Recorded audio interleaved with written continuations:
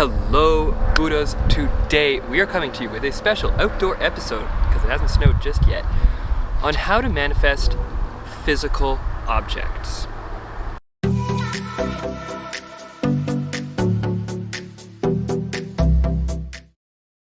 Now, Buddhas, before we get started, I just want to let you know that A, it's a little sunny out, so my eyes might be a little on the closed side, and B, I've got playlists down in the description that you can binge watch to have a spiritual awakening. Just saying. Now, what do I mean by physical objects?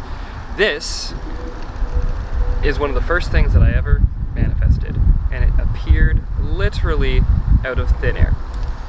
Now, I have told this story before, and I'm actually in the physical location where it happened, but it's been about a year since it's happened, and I really wanted to talk about the impact that it has had on my life.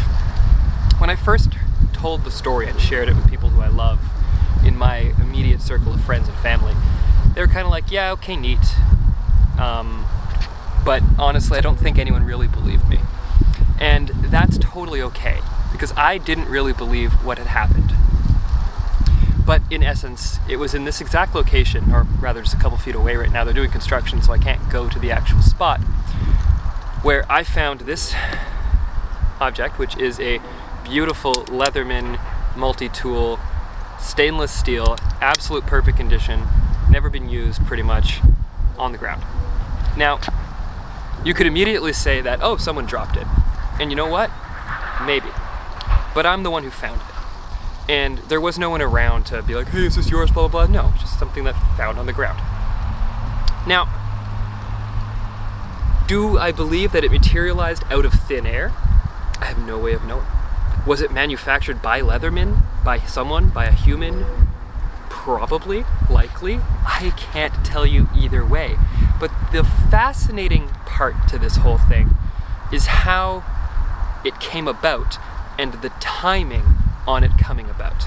Now, I go for walks in this area of the city very often because I absolutely love it here. And with COVID, there wasn't a hell of a lot for me to do. So I would go out for walks after work, and on this particular day, I was making a list in my head about things that would be nice to have, not mandatory, not, oh my god, if I don't have this, I'm gonna cease to be and I absolutely have to, or else. No, there was no pressure, there was no intensity in it, but I was just making a list of things that would be great to have and what I would want to have is like my all-time important things to have if I was camping. Because I go camping. I've been camping many times, and it's always fun to kind of have the right gear. It's just how I roll. And at the top of that list was, I would love to have a really good knife. A multi-tool, something, you need to cut something, light something, fix something. Having a good knife on you while you're camping is it's a no-brainer to me. And the especially interesting part about this is that I have several great knives. I have more Leathermans that I know what to do with. I have large hunting knives. I have, knives in my kitchen for cooking food, but I'm not in lack of knife. And I think that was important because at the top of my list was a great knife, and I was thinking to myself, well, which one of my knives would I like to use? Not, I need to go out to the store and buy a new one. Just, I would like to have a knife, and I've got a couple options I would take depending on the exact logistics of the trip. That's how many knives I have. I would choose the knife for the camping trip because I've got enough that I can actually decide what I want or don't want to have based on how light, how practical, how rugged, etc. I needed it to be. And then I was going for my walk. And on that walk is when I made that list.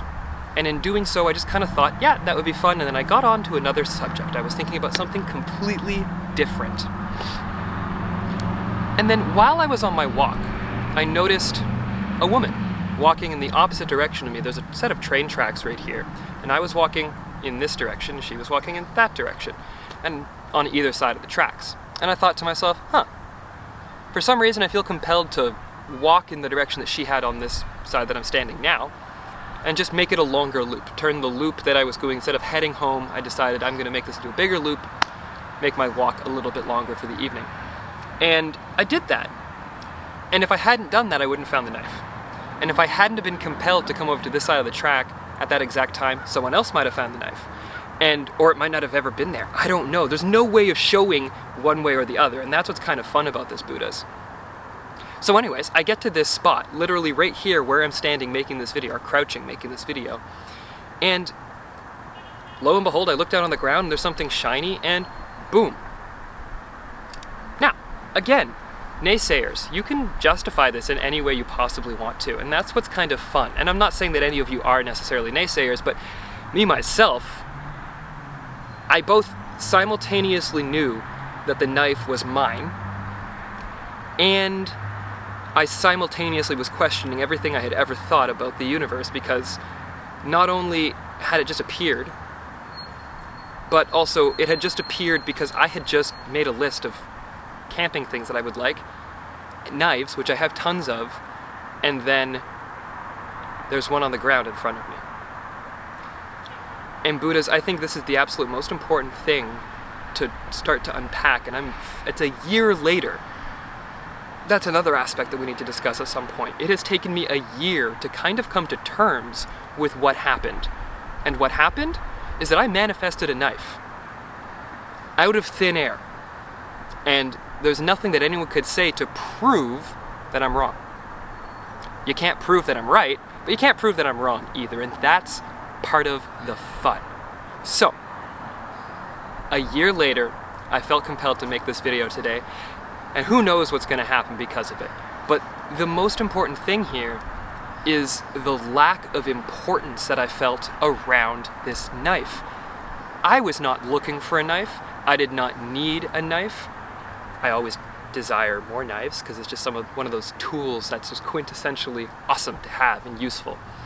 But there was no sensation of lack whatsoever.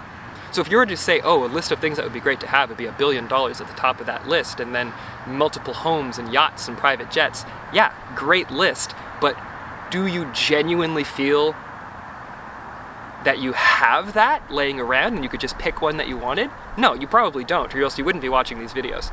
So with the knife, that's what really hit it for me, is that not only did I manifest something awesome, something that's worth approximately about $80 to $100, and something that I have actually used and enjoyed having, but it was the fact that it was something that I didn't need.